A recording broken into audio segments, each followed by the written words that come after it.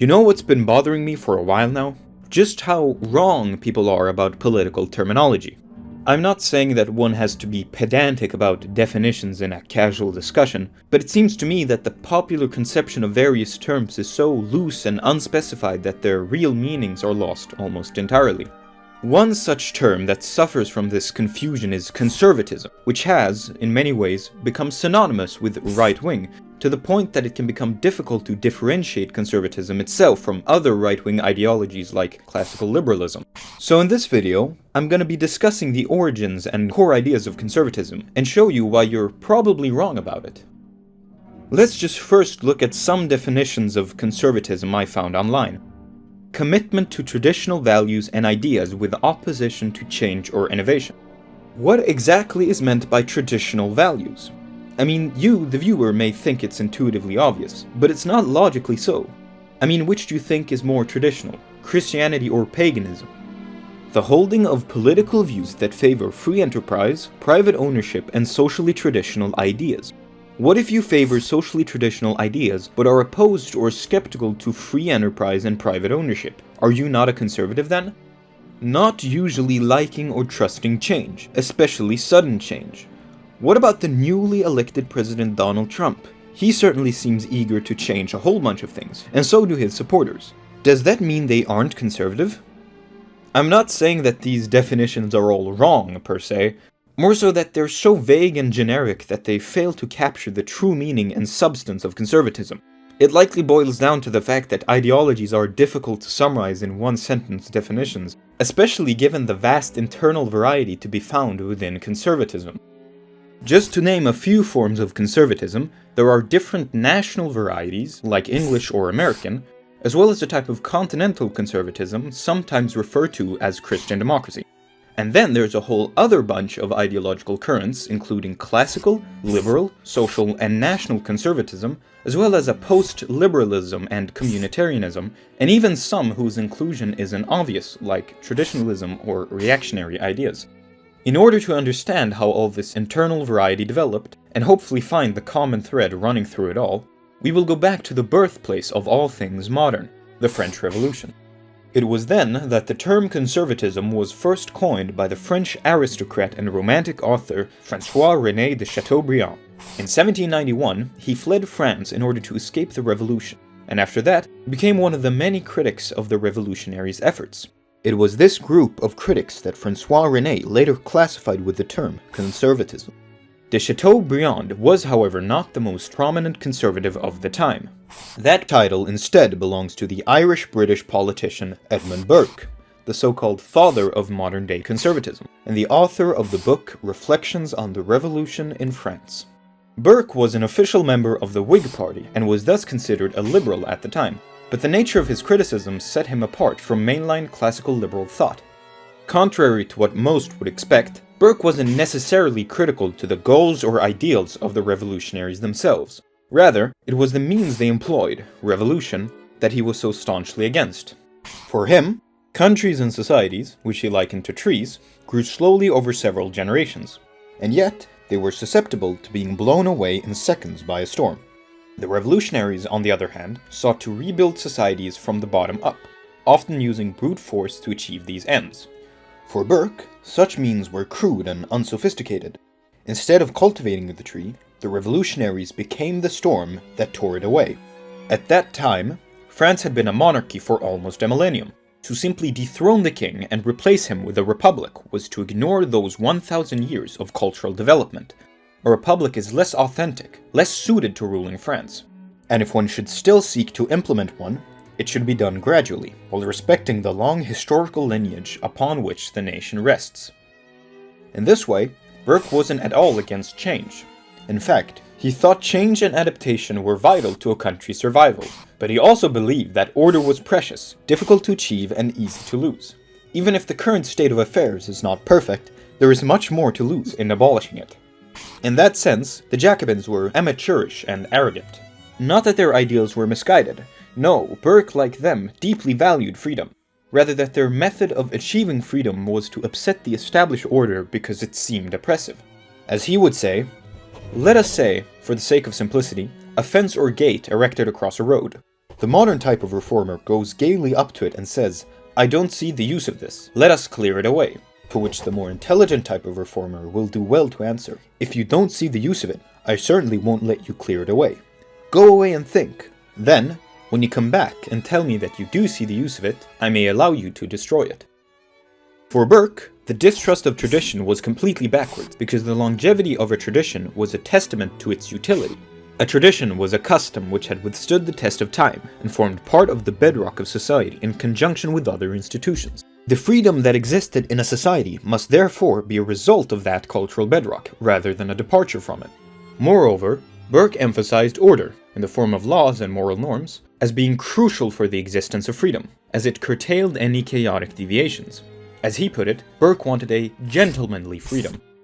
Burke's resistance to the revolution was so significant that he proposed the assembly of an international coalition to launch a crusade into France for the sake of restoration.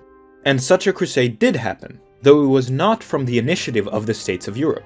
Instead, it came from Napoleon's insistence.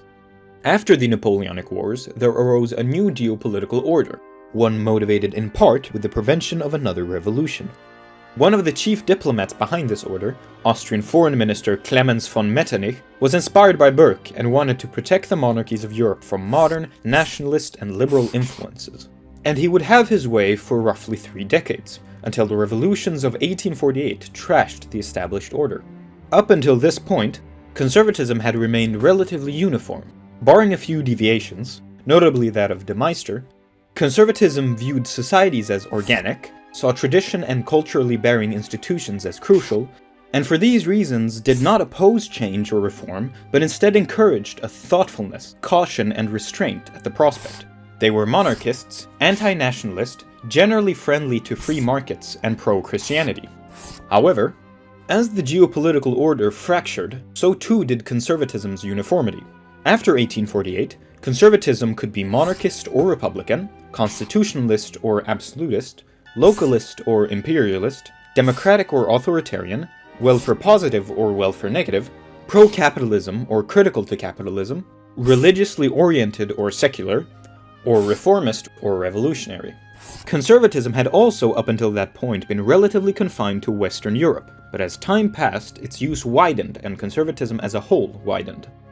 This internal variety, as we briefly discussed earlier, is one of the reasons why it's difficult to pin down a concrete definition of conservatism.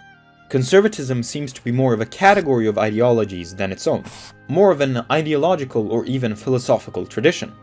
In facing this disunity, some thinkers, including conservative thinker Russell Kirk, suggested that Burke should be the focal point of future conservative thought. If one were to abide by Burke's ideas, their political agenda would roughly be this: adapt reforms in line with the historical tradition and context of their society, seek improvement and freedom, but remain mindful of the seemingly but perhaps not really oppressive institutions crucial to maintaining stability. Can any ideology which believes this be considered conservative? If so, then one prominent conservative which I had previously mentioned wouldn't be considered conservative, that being Joseph de Maistre. He was not at all interested in any change or so-called improvement. He was only interested in the upholding of a Catholic order in Europe, an order of autocratic monarchies under the spiritual leadership of the Pope. There is no gradual change or compromise to be found between stability and freedom, or reform and historical context. There was only the preservation of a Europe he saw as being in spiritual decline. There is, on the other hand, a set of conservatives who have their sights firmly on the future instead of only the past, those being a group I hinted at earlier in the video, the so-called post-liberals. Post-liberalism is a strain of modern conservatism that signals an opposition to liberalism. To keep it short, it views the individualism of liberalism to be inhumane and unnatural, as well as opposing some of the excesses of free market capitalism. This group is therefore not at all interested in carrying forward a liberal tradition present in society. It's concerned only with moving past it. Additionally, a lot of post-liberals adopt Catholic social teachings, which represent a revival of past cultural traditions rather than a continuation of existing ones. Burke is critical to understanding conservatism, and thanks to his title as Father of Modern Conservatism, many people rightly prioritize his writings. His focus on stability and gradual reform, on method, has led some to consider conservatism to be more of a tendency or attitude than an actual ideology. But seeing as this tendency is absent in large swaths of conservative thought, I think it's a mistake. Burke seems to have been his own type of conservative among many others, which some have called liberal conservatism, far and away from being a point of unity for all conservatives. So what do all conservatives have in common then? To answer that question, we revert back to the question I raised in the beginning of the video. What are traditional social values? Conservatives claim to be proponents of such traditional values, and it is in their distinction between traditional and modern that we find a specific understanding of history. History is divided into a traditional era and a modern era, and this traditional era, whether it is worse or better than our modern age, contains something of value, of particular value, that modernity lacks. Some belief, practice, institution, or tradition that was lost or diluted during the transition into our contemporary times. This something has value beyond any mere utility. It is deeply precious, rich, and indeed sacred. It is vital to being. Its loss will lead to widespread misery and perhaps the collapse of society. A reaction to this loss may be to restore it, to wind back the clock, or perhaps that something hasn't been entirely lost yet and should be preserved. To me, this seems to be the only commonality within the conservative tradition. In other words, this seems to be the most fundamental belief. It is, however, very broad and perhaps controversial, because it would include reactionaries and traditionalists as conservatives. But I think it is very useful in our current political landscape. People are growing progressively radical, either against capitalism on the left or against liberalism on the right, generally speaking. Discontent is only growing against the modern world. And for those wondering, there is precedent for this definition in Burke's writings. In fact, we find it in one of his most famous quotes following the execution of Marie Antoinette. "The age of chivalry is gone. That of sophisters, economists, and calculators has succeeded, and the glory of Europe is extinguished forever. Never, never more shall we behold the generous loyalty to rank and sex, that proud submission, that dignified obedience, that subordination of the heart, which kept alive, even in servitude itself, the spirit of an exalted freedom. The unbought grace of life, the cheap defense of nations, the nurse of manly sentiment and heroic enterprise, is gone."